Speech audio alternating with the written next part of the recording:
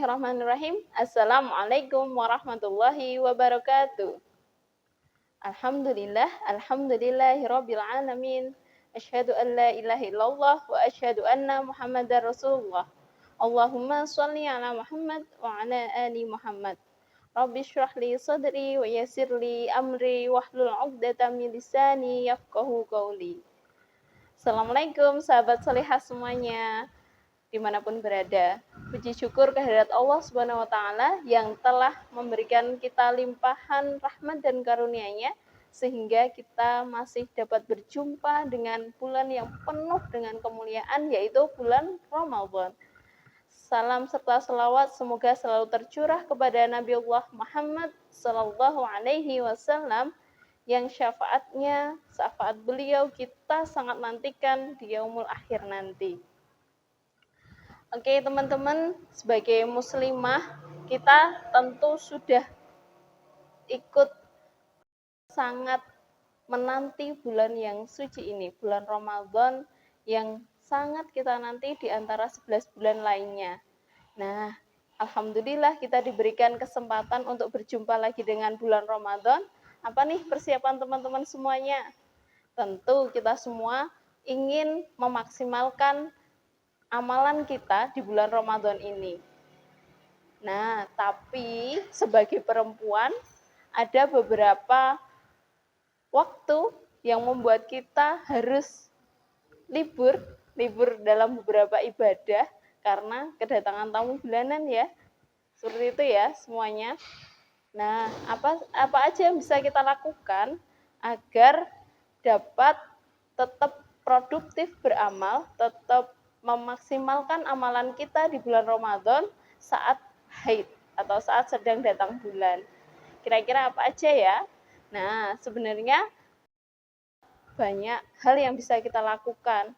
Hanya beberapa ibadah saja yang tidak bisa kita lakukan karena sedang haid. Di antaranya yang tidak boleh adalah sholat, puasa, dan tawaf jika sedang berada di Masjidil Haram. Kalau puasa yang kita tinggalkan harus dicatat ya teman-teman muslimah semuanya, agar kita bisa mengganti atau mengqadha puasanya di luar bulan Ramadan, di hari-hari di luar bulan Ramadan. Lalu ketika kita kehilangan kesempatan nih buat sholat, baik sholat wajib maupun sholat sunnah-sunnah yang ada di bulan Ramadan, juga puasanya, juga tawaf ketika mungkin berada di Masjidil Haram, lalu apa yang bisa kita lakukan? Nah, sebenarnya masih banyak teman-teman muslimah semuanya yang bisa kita lakukan ketika sedang haid untuk tetap memaksimalkan amalan kita di bulan Ramadan yang penuh berkah ini. Apa aja ya? Ya, kita bahas satu-satu. Yang pertama, kita bisa semakin mendekatkan diri kita dengan Al-Quran, dengan tadabbur Al-Quran. Bagi teman-teman yang mungkin beranggapan tidak boleh sama sekali memegang Al-Quran, bisa dengan mentadaburinya lewat membaca tafsir ataupun membaca terjemahannya. Kalau teman-teman bisa maksimalkan juga punya hafalan, bisa murojaah dengan teman atau partnernya agar semakin kuat hafalannya. Jadi setiap hari itu kita tidak lepas dari Al-Quran, karena Ramadan itu kan juga syahrul Quran ya, bulan turunnya Al-Quran, di mana nanti ada nuzul Quran, malam di mana turunnya Al-Quran. Maka jangan sampai di bulan Ramadan ini kita terputus hubungan kita dengan Al-Quran. Seperti itu. Yang kedua, memperbanyak zikir, terutama istighfar. Istighfar ketika teman-teman yang lain bisa sholat tarawih, kita tidak bisa karena sedang berhalangan atau haid, kita perbanyak dengan zikir. Bisa membaca zikir pagi petang seperti Al-Ma'surat, atau juga bisa membaca zikir yang biasa yang mudah saja, misal istighfar, lebih banyak. Mungkin sedikit cerita teman-teman tentang kisah Imam Ahmad bin Hambal. Mungkin teman-teman sudah banyak mendengar cerita itu. Cerita ini masyhur sekali tentang keutamaan istighfar.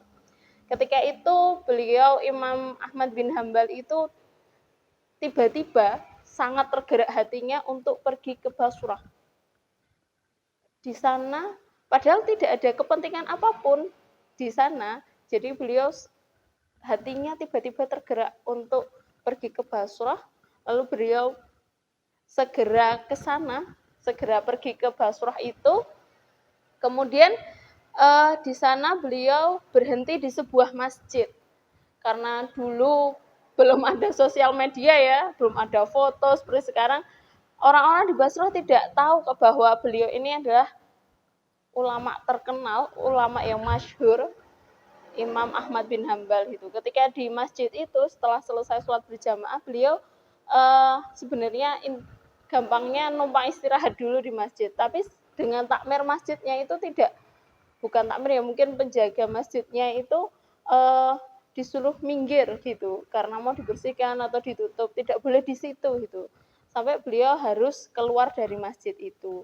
Nah, beliau waktu itu ibaratnya seperti bingung mau kemana ya, tiba-tiba ada seorang pedagang roti yang tinggal di sekitar masjid itu menawarkan beliau untuk tinggal di rumah beliau gitu kan. Monggo Pak Tua gitu, karena tidak tahu kalau beliau itu adalah seorang ulama masyhur gitu kan. Silahkan istirahat di rumah saya gitu. Memang rumah saya tidak bagus tapi cukuplah untuk beristirahat Anda agar besok Anda bisa melanjutkan perjalanan Anda gitu. Beliau menawarkan dan akhirnya beliau Imam Ahmad bin Hambal bersedia untuk tinggal di rumah penjual roti itu. Nah, waktu itu di sana beliau sambil istirahat, beliau memperhatikan bagaimana bapak penjual roti itu membuat rotinya. Nah, alangkah terkagumnya seorang Imam Ahmad bin Hambal bahwa bapak yang penjual roti itu setiap kali beliau membuat roti itu beliau selalu mengiringnya dengan istighfar, astagfirullah, astagfirullah gitu. Sampai akhirnya Imam Ahmad bin Hambal itu pengen bertanya gitu. Akhirnya ditanyakanlah kepada bapak itu, Pak, sudah berapa lama bapak seperti ini gitu kan, beristighfar terus ketika sambil bekerja, sambil mengadon roti gitu. Sudah sekitar bertahun-tahun, sudah lama gitu. Kalau ada beberapa cerita menyebutkan 30 tahun gitu. Apa yang bapak dapat dari ketika beristighfar terus? Allah selalu memberikan apapun yang saya minta gitu. Beliau menjawabnya seperti itu. Tapi beliau menambahkan, tapi ada satu permintaan yang belum Allah kabulkan sampai saat ini. Begitu beliau bilangnya. Terus Imam Ahmad bin Hambal ibaratnya menanyakan lagi, apa keinginan Bapak yang belum dikabulkan oleh Allah? Bapak itu menjawab, saya itu memohon kepada Allah dengan istighfar ini, saya ingin sekali bertemu dengan ulama masyhur yang sampai masyhurnya itu sampai ke sini, tapi beliau berada di jauh dari negeri saya, sedangkan saya ini tua dan tidak punya biaya untuk sampai ke negeri ulama tersebut. Ulama siapa yang Bapak maksud gitu? Bapak penjual roti itu bilang, Imam Ahmad bin Hambal gitu. Seketika itu juga Imam Ahmad bin Hambal bertakbir dan memeluk bapak itu. Ternyata bapak inilah, istighfar bapak inilah yang menggerakkan hati Imam Ahmad bin Hambal untuk datang ke Basrah. Itu salah satu kisah yang ketika direnungi luar biasa gitu.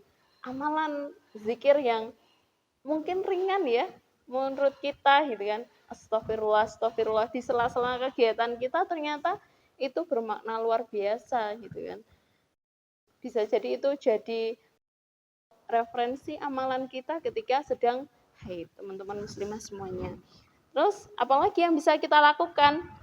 Yang ketiga, kita bisa memperbanyak atau mendalami ilmu-ilmu agama, sakofah keislaman kita dengan membaca buku, mengikuti kajian-kajian, atau kalau teman-teman punya keterbatasan waktu gitu ya, atau di sekitar saya susah nih nggak ada kajian, tentu sekarang sudah sangat mudah ya, ada streaming online, di beberapa media sosial kayak gitu ya. Jadi kita bisa mendengarkan ustadz-ustadz luar biasa yang menyampaikan materi yang luar biasa pula. Makanya tidak, sebenarnya untuk zaman sekarang tidak ada alasan untuk tidak menuntut ilmu gitu ya, tidak mencari kebaikan gitu. Bisa juga teman-teman memperkaya diri dengan baca buku yang kira-kira bermanfaat untuk teman-teman, apa yang menurut teman-teman menarik tapi juga bermanfaat kayak gitu. Dengan membaca buku tentu wawasan kita semakin luas, cara berpikir kita lebih kritis, dan yang jelas menambah kosakata kita ketika kita ingin menyampaikan maksud maksud atau pemikiran kita kepada orang lain, kita lebih punya banyak kosakata ya ketika sudah banyak membaca. Seperti itu teman-teman. Kemudian yang lainnya, aktivitas sehari-hari kita pun juga bisa bermakna ibadah, bermakna amal mendulang pahala ketika kita niatkan semuanya karena Allah. Seperti mungkin teman-teman muslimah semuanya bisa membantu ibu ketika menyiapkan buka puasa, menyiapkan sahur, atau mungkin teman-teman ya sudah berkeluarga jelas bisa menyiapkan buka puasa untuk keluarganya, membantu mungkin TPA di anak-anak, pengajian anak-anak di rumah, itu bisa sekali dilakukan ya teman-teman. Jadi banyak sekali pilihan amalan yang bisa kita lakukan ketika kita sedang haid sekalipun, agar Ramadan kita tidak tersia-siakan. Kan sayang ya, kita menanti-nanti tamu istimewa ini, Ramadan ini, kalau kita tidak memaksimalkannya. Kunci yang paling harus dipegang adalah jangan sampai kita malas. Jangan beranggapan, wah mumpung nih nggak sholat, tidur aja gitu seharian. Jangan sampai ya, sayang waktu kita tidak kita gunakan untuk beramal.